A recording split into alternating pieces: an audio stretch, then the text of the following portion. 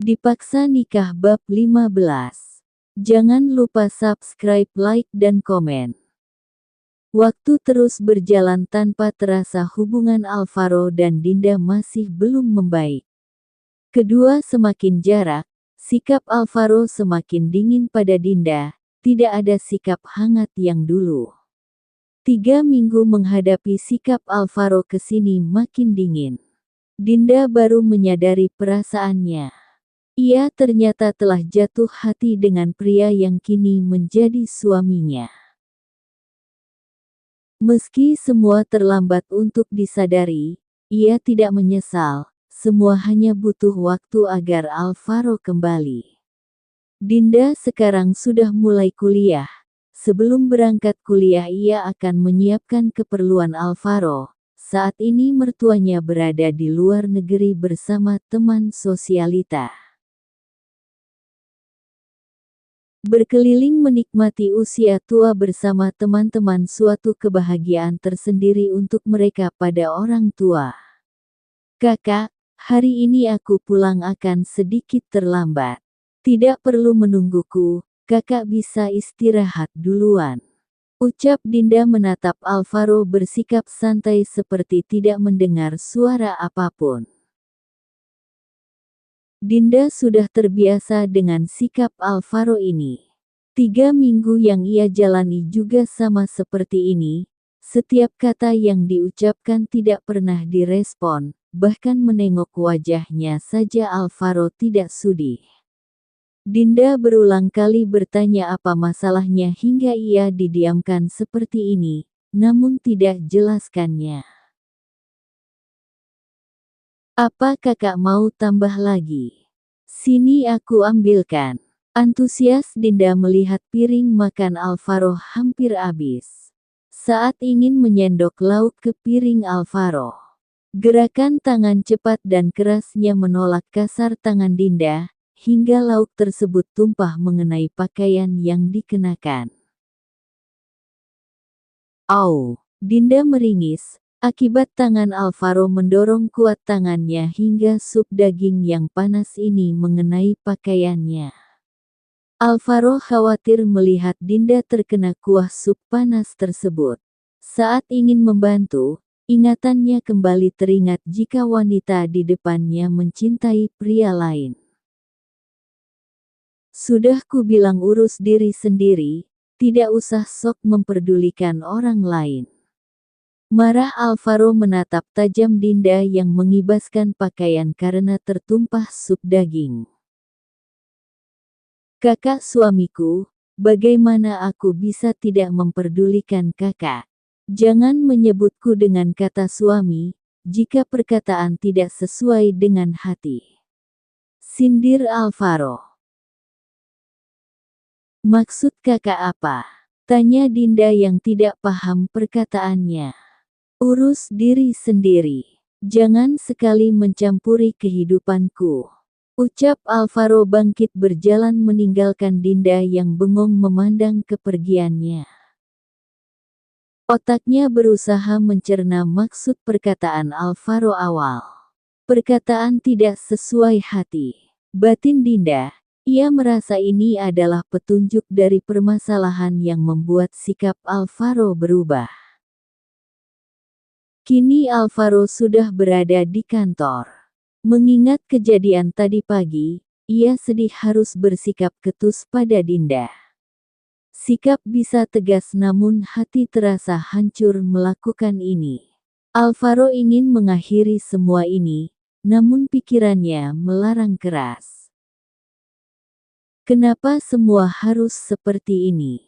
Kenapa kamu harus mencintai orang lain? Apa kurangnya aku? Ucap Alvaro mengacak frustasi rambutnya. Di tempat lain, Dinda berada di kampus tidak fokus mendengar penjelasan dosen. Pikirannya melayang, entah kenapa firasatnya tidak enak. Ia merasa akan terjadi sesuatu yang buruk. Dosen memperhatikan Dinda tidak fokus dengan pelajaran membuka suara. Dinda, panggil dosen tersebut, namun tidak didengar.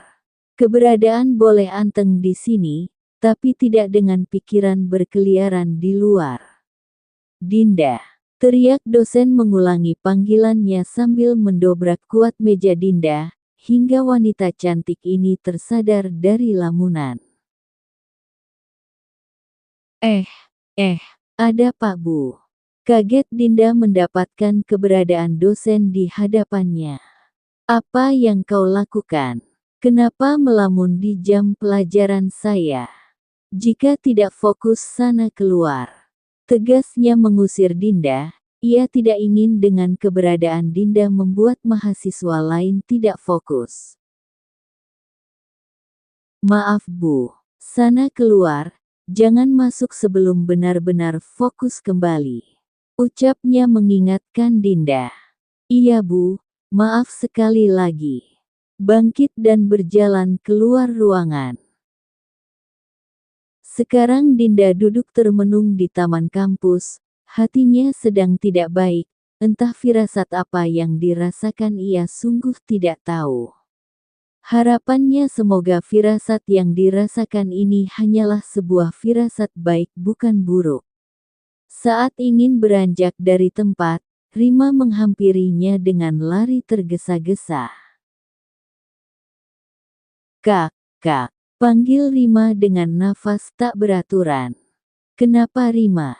Apa yang terjadi? Kenapa kamu berada di sini? Pandang Dinda sedikit cemas melihat keberadaan Rima seperti ini. Papa, Kak, Papa. Gantung Rima sedih meneteskan air matanya. Kenapa dengan Papa? Panik Dinda mendengar nama Papa. Papa kecelakaan. Apa? Bagaimana bisa? Sekarang Papa di mana? Panik Dinda memandang wajah Rima sedih dengan butiran air mata terus menetes. Papa di rumah sakit. Sekarang membutuhkan transfusi darah. Aku dan Mama tidak cocok, hanya kakak yang cocok. Baiklah kalau begitu. Sekarang kita ke rumah sakit saja. Aku tidak ingin Papa kenapa-napa karena lama mendapatkan penanganan. Tapi, bagaimana dengan kampus kakak? Tanya Rima, mengusap air matanya. Jangan pikirkan itu, kondisi Papa lebih penting dari apapun. Kedua langsung bergegas masuk mobil. Papa di rumah sakit mana? Tanya Dinda saat duduk di dalam mobil. Rumah sakit Surya Permata Kasih. Dalam perjalanan menuju rumah sakit mobil mereka dicegat dengan mobil lain. Dinda kaget dan panik. Melihat keluarnya orang dari mobil mengenakan pakaian serba hitam tidak lupa dengan topeng. Rima, apa yang terjadi? Siapa mereka? Tanya Dinda menatap Rima terlihat takut dan. Aku tidak tahu Kak, tapi dari penampilannya kayaknya mereka bukan orang baik. Jawab Rima menatap balik Dinda terlihat semakin takut mendengar perkataannya. Maksud kamu, mereka orang jahat? Iya Kak. Alvaro baru menyelesaikan meeting dengan beberapa klien. Saat ingin beranjak bangun ponselnya berdering. Betapa kaget membuka ponsel melihat gambar dari nomor tak dikenal, di sana juga tertera alamat. Alvaro langsung bergegas keluar dari ruangan berlari kecil. Ia melajukan mobil dengan kecepatan cepat. Ingatannya tak bisa tenang mengingat gambar di layar ponselnya. Tidak peduli dengan umpatan kesal pengendara lain. Ia semakin menambah kecepatan mobilnya. Tidak butuh banyak waktu sekarang ia sudah tiba di tempat sesuai pesan tersebut. Ia langsung masuk mencari semua sudut ruang yang ada, tanpa permisi atau izin tuan rumah. Kini tersisa satu ruangan yang belum ia cek, perasaan bercampur aduk saat ingin melangkah masuk. Ia berharap semua ini tidak benar. Namun apa dayanya saat masuk melihat semua terpapar jelas di hadapannya. Wanita yang ia cintai berduaan dengan pria lain, bahkan sekarang tubuhnya polos tak berbusana. Ingatannya kembali teringat dengan perselingkuhan mantan kekasihnya juga sama hal seperti ini.